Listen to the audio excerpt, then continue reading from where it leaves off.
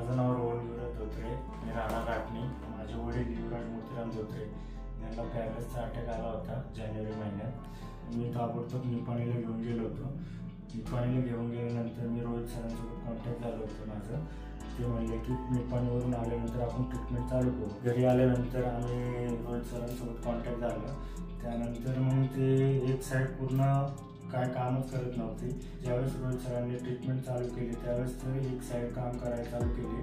मग त्यानंतर आम्हाला काय सपोर्ट द्यावं लागलं होतं. काय बरेचसे कामं वगैरे काय पप्पाला जमत नव्हते, मग ते पप्पा करत नव्हते. मग पप्पा ज्यावेळेस रोहित सरांनी ट्रीटमेंट चालू केल्यानंतर मग एक साईडचं काम वगैरे पप्पा स्वतःहून वगैरे चालायला वगैरे लागले.